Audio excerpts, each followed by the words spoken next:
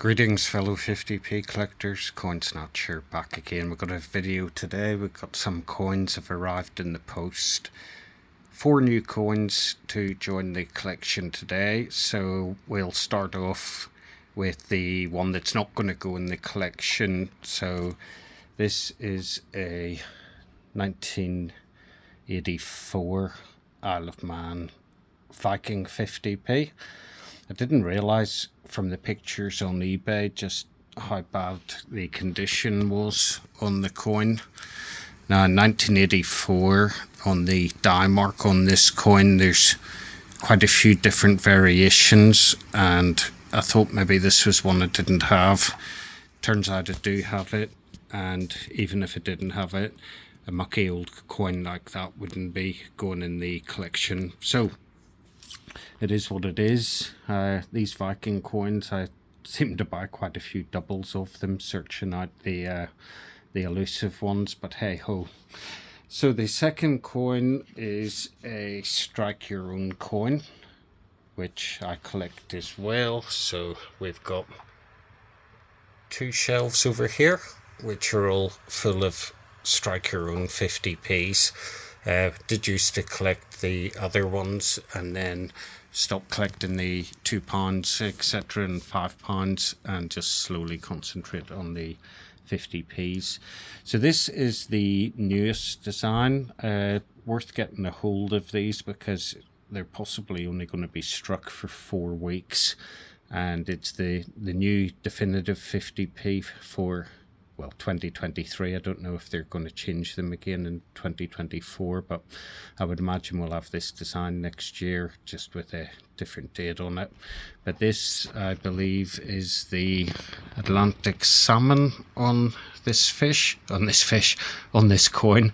And then over to the left hand side we have Charles III monogram, which is a continuation of Charles II monogram. So Charles II had 2 interlocking C's and Charles III has 3.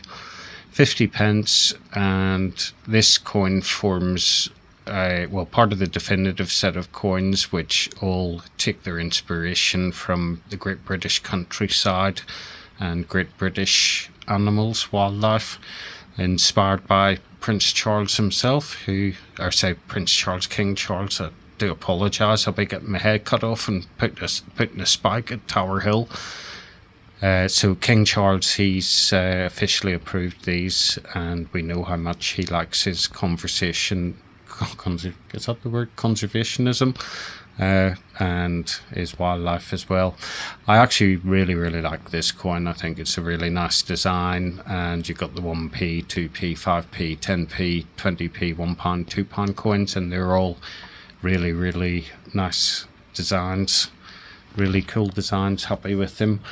So normally I would go to the Royal Mint and get these strike your own coins, but due to the old car needing an MOT, decided just to get this one off eBay instead. So this was ordered on Monday and it arrived today. So I think it was struck on Monday, posted on Monday, and arrived here Wednesday, which is really cool.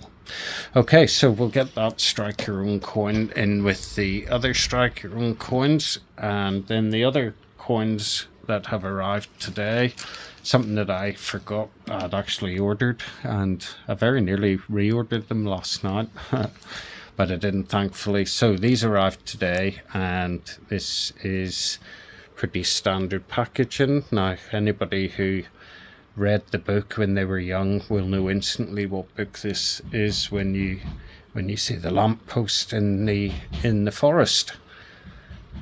And this is, of course, the Lion, the Witch and the Wardrobe. So the first thing I noticed when I had a look at this coin earlier was the design on it looks very busy. So you got, is it Mr. Tumlison, who was the half man half fawn in it, and then you got one of the children, I would assume, beside him, and I think he's got his umbrella there, doesn't he? Yeah. So one of my favourite books when I was young, absolutely fantastic book. And then you had the other ones in the series as well. I think one of them was called the was it The Magician's Nephew, there was The Voyage of the Dawn Treader, or Dawn Trader, and there was a couple of other ones, but a fantastic series of books. And I think most school kids in Northern Ireland were, can't remember if we were forced to read it or not, but really good books.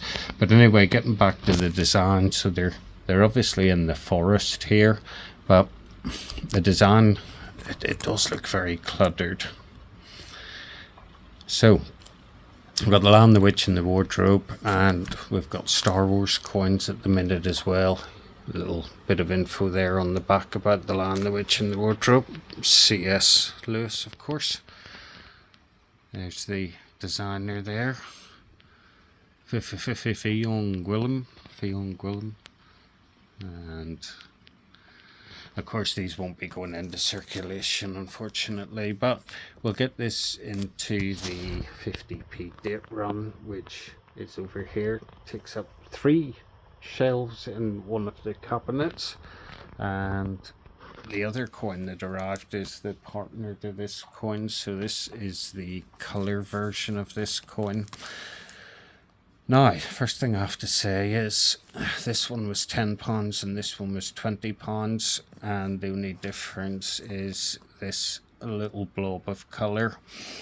Now, I had a look at this earlier under the old trusty eyepiece, and I'm not too sure if the laser print transfer, or whatever they call it, is as clear as it should be. Let's see if the phone can zoom in on it, because when I looked at this through the magnifying glass, all the edges on the characters look to be quite hazy, so I'm not sure if it's supposed to.